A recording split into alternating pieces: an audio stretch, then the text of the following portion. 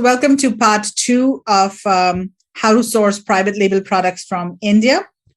And let's now talk about logistics. So, when you're sourcing from India, what are the different options available for logistics? So, first of all the different types of options are available. If you're placing a very small order, you can send it by courier. All the different types of all the main courier companies like FedEx, DHL are available from India. And what you should do is ask your supplier to use their corporate account to ship the products, or if you have your own corporate account, you can use that. But definitely use a corporate account. Otherwise, the courier cost can be more than double of what you pay as a corporate account. So make sure you're using a corporate account when you're shipping either samples, or if it's a small order, you want to ship it by courier. Then, of course, you can also do air freight and sea freight. Now, most of the air freight is done from Delhi because most of the production happens in the north. But of course, if you're sourcing from the south, if you're sourcing a product from South India, then there are other options available in the south as well for air freight. Now, for sea freight, as you will notice, most of the ports are along. There are quite a few ports that are there in India, but the most important port is Mumbai, and the majority of exports happen from this port. So whether you're sourcing from North India, in Moradabad or Panipat, your products will be actually trucked to Mumbai, and it takes about 3 to 4 days for the products to come from the north to Mumbai. So keep that in mind. And they're mostly shipped from here. Of course, if you're sourcing from the south, then there are other ports that you can source from. Be mindful of the distance of the factory from Mumbai. So let's say if you're sourcing products from the east, you could ship from Kolkata, but it may be more expensive because it's going to the west coast. Or you could actually truck the product from the east to Mumbai and then ship it from Mumbai. That's an option as well. But just keep in mind that most of the products are shipped from Mumbai, and this is the most cost-effective way to ship products from India to the US. Also, ensure that your freight forwarder is familiar with FBA, because there are a lot of companies in India that are not familiar with FBA requirements. So especially if you're not based in the US, you want to make sure that a company has experience with FBA shipments, and also preferably work with a company that is also a custom broker and that also maybe has a warehouse in the US, so that in case you need to split your shipments in the US, they're able to manage that as well. One thing to keep in mind is when you are sending products to the US, always go to the East Coast. It is shorter and it costs less as well. So if you see, this is the Mumbai port over here, and the ship actually goes through the Suez Canal directly to New York. So it takes about 22 days of sailing time from Mumbai to New York. And whereas if you're shipping to the West Coast, the ship has to go the other way, or it has to go, around. It has to go the other way, and that takes more than 30 days. And the ship also has to dock somewhere, either in Colombo or Singapore, and it has to actually switch ships. I mean, the cargo has to be changed to another ship. So that definitely can take longer as well. So always ship to the East Coast. Also, just a word about shipping costs, because shipping costs have been increasing significantly from China. And of course, shipments from India are also being affected. Prices have increased, but they have not increased as significantly as they have in China. So whereas in China, we're seeing rates are, like 400, 500% more than what they were last year. In India, typically the prices have doubled from last year. So, but of course, they're still quite volatile, and prices are going up, and they're expected to continue increasing through the end of the year. But as of now, prices are not that high from India as they are from China. Okay, let's talk about quality control. So when you're sourcing from India, then you have to be mindful of quality for sure, just like you are when you are sourcing from China. The most common reason for QC issues I found is miscommunication and, of course, suppliers cutting corners, which generally happens after you've placed a few orders and, suppliers start to see if they can maybe cut corners or give you a lower quality material, for example, and save a few dollars for themselves. So be mindful of that. Always give very, very detailed product specifications when you are placing any orders. Don't leave anything to for them to guess, because otherwise they are going to assume things and they're going to just use the option that is the cheapest for them. And they're going to say that, hey, you didn't tell us that you wanted this. We just assumed you wanted, so and so, because that's what most of our buyers want. So be very, very specific in your when you're placing your orders. If you are placing a large order, then consider doing a factory audit. And there are third-party inspection companies that can actually do a factory audit for a few $100s. It doesn't cost a lot. It takes about a day or two. And definitely do a factory audit if you're placing a large order. And if you are not sure about the capabilities of the factory, whether or not they can produce the product, and also their capacity, whether or not they can produce the amount of product that you need, especially if you're placing larger orders. If possible, conduct midline inspections as well. Of course, final inspections you should definitely do. And for smaller orders, where the risk is less, one final inspection is good enough. But I would also recommend, if possible, do at least a midline inspection. Send an inspector over when about 50% of the production is done, just to make sure that the materials and everything is going as required. Because sometimes if you do a final inspection when all the packaging is done, then it's too late to make any changes in the product, and your ship is also booked. So you're kind of under pressure of what we should do if there are problems with the inspection or the inspection failed. So I would always recommend do a midline and a final inspection. There's also this option of doing a fabrics inspection, and that is recommended if you are producing any type of fabric product in high quantities. So let's say you're doing, apparel, or if you're just doing some sort of furnishings, you can actually get a third-party company to go in there and check for things like color consistency. Is the color of the fabric or is the print of the fabric as per your specifications? Keep in mind that if you are sourcing handcrafted products, there will be some variations, and these are understood to be there in products because these products are handmade, right? So there will be some variation. So this is something that you have to keep a close eye on, and you have to be very, very clear with your factory and explain to them very clearly what sort of variations are acceptable and what sort of variations are not acceptable. So just to give you an example, let's say you're getting a wood product manufactured, and you've asked for, let's say walnut finish, and it's a dark brown kind of finish. And that's the product that you've put in your photos and on Amazon, and that's the product that your buyers are expecting, a dark walnut finish. But let's say there are variations in the finish that the supplier has sent to you. Maybe some are lighter, some are darker than what the photos are. So those things can cause you problems when you're selling on Amazon, because then your customers will complain that, hey, this is lighter than what the photos are, and I hadn't, I wanted the dark finish, but this is lighter, or maybe this is too dark. So finish is one thing that you have to be careful about, and make sure that you tell the supplier you cannot accept too much variation in the finishes. And similarly, other things as well, such as sizes and printing, for example. So just be aware of the fact that handcrafted goods will have variations, and you need to work with the supplier to minimize these variations. And at the same time, you also want to make this clear in your listing that, hey, this is a handmade product, so there will be variations, and your customers should expect these. You also want to sign a contract with your supplier. Now, if you're just starting out and it's a small order, then you can just put all of these things in a purchase order. But if you are placing larger orders and repeatedly placing orders, then I would suggest sign a contract with the supplier and get a lawyer to draft the contract, and make sure that the supplier also, they might have their own lawyer, and then sign a very detailed formal contract.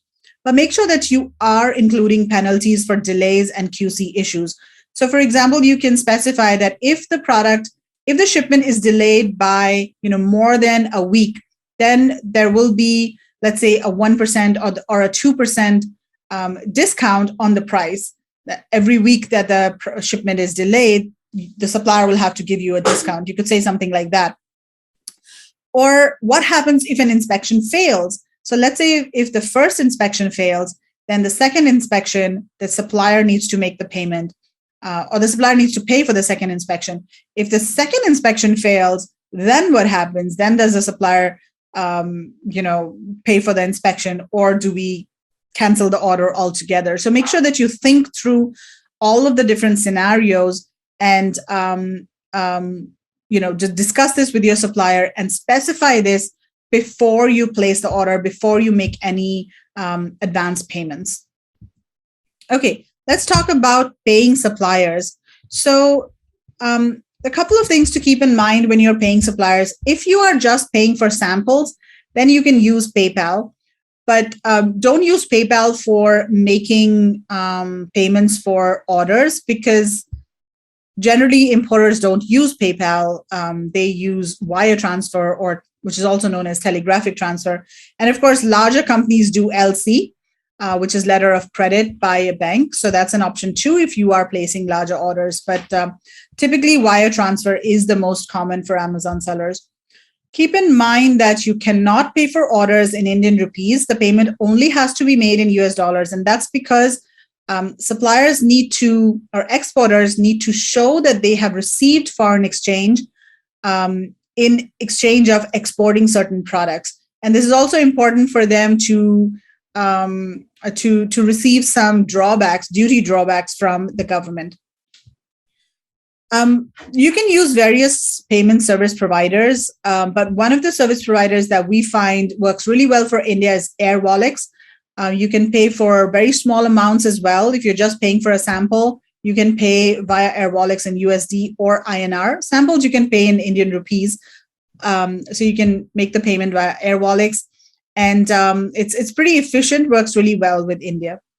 Don't pay into personal bank accounts. This is a red flag that you just need to be aware of. In case anyone from the supplier tells you to pay into a personal bank account, that might be a case of phishing, where they have actually hacked into the supplier's email and they are emailing their buyer. So just be aware of that. Don't pay into any personal bank accounts.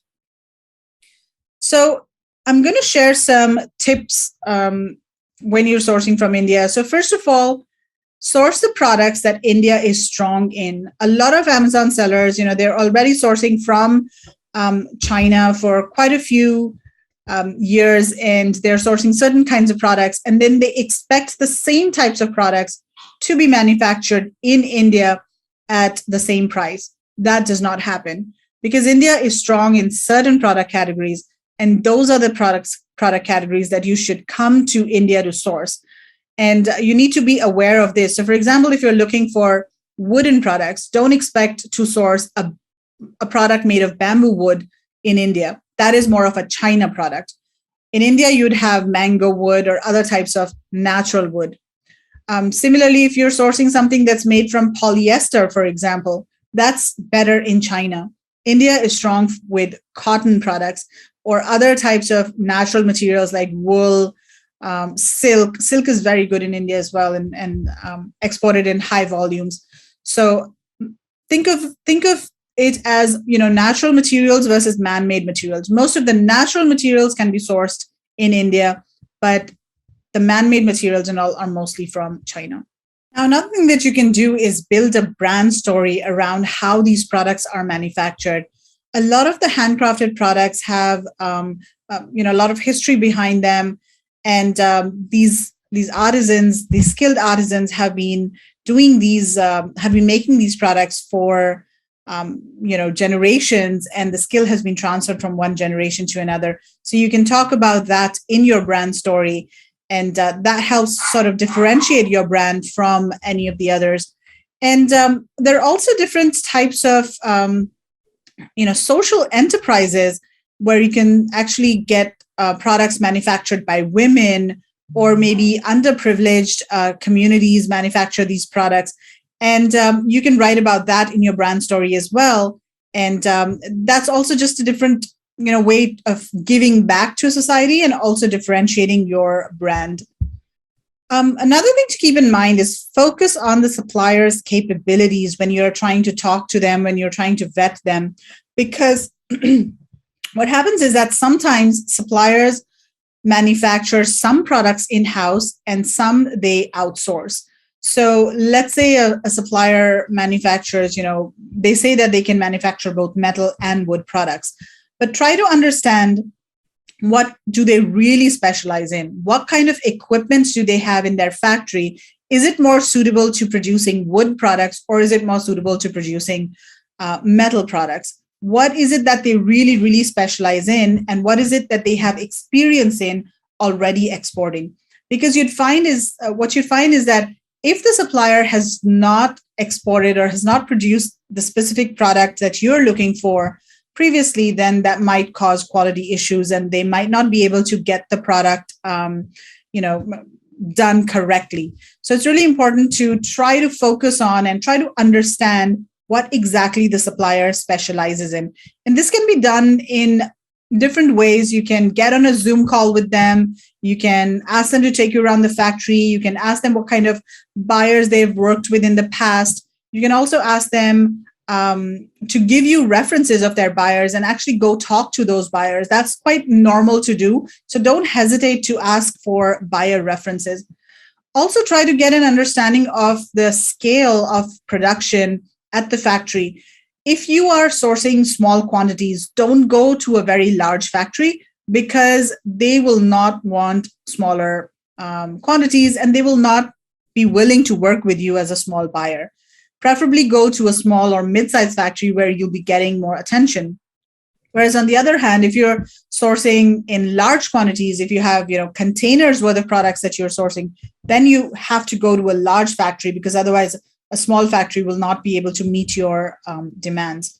What you can also do is source from multiple factories. If you are scaling, if your product takes off and you want to order higher quantities, but your supplier cannot manage those quantities, then you can actually place the same product at a different factory as well. And then you have, that's one way to increase your capacity or production volumes altogether. What also happens in India is, again, I'm talking about the handcrafted products, and the apparels and all are different. But for handcrafted products, a lot of the suppliers, they outsource production to artisans that do this work in their homes, or maybe they have their own workshops, or maybe they come to community centers where all of them, work together. So it is easy for a supplier to scale up their production capacity if they do get large orders, because they just recruit more artisans or outsource work to more artisans. So even if a supplier has fewer in-house staff, they do have the flexibility of increasing capacity and producing more products. So just keep that in mind as well when you are sourcing. Relationships are very important when you're sourcing from India. So do try to build a relationship with your supplier. Just be nice to them, ask them about their families, their pets, their kids. It's quite normal to do that. And you'll find that once you start placing repeated orders, once you build a relationship with them, you would, get better pricing, you'd get better priority treatment in terms of, if they have a queue of buyers and they have to do multiple orders, they might prioritize your orders over somebody else's. So just make sure that you're building the relationship. Also, get on Zoom calls often. That is very important when you're sourcing from India. It's easy to do because they are more open to communicating via phone and via video calls. And with COVID, everybody's more used to getting on Zoom calls. So I would recommend get on Zoom calls frequently, and that helps build a relationship, and that also helps you keep track of production, and that helps you check on them every couple of weeks to make sure that your product is that there are no issues with the production. Also, keep at least 2 weeks buffer time in the overall production time. So let's say if you want your product to reach Amazon at a certain date, give your supplier 2 weeks before that, because delays do happen in India. You have to be kind of prepared for that. There are some things that are not in the supplier's control, especially when it comes to these handcrafted products that are made by artisans that are maybe not in the supplier's factory. There may be some issues, but you should make sure that you have some sort of buffer in the lead time to in case you encounter any of these issues. If possible, travel to India. That is, meeting the supplier, seeing how the products are manufactured. It definitely changes the way and really helps you understand how products are manufactured and what kind of issues the supplier faces. It helps give you a different perspective of how manufacturing is done. So if possible, travel to India, travel to your factory, meet with them, and that will definitely help you source better, get better terms, get better pricing, and overall build a better relationship with your supplier. All right. Thank you very much for your time. Bye-bye.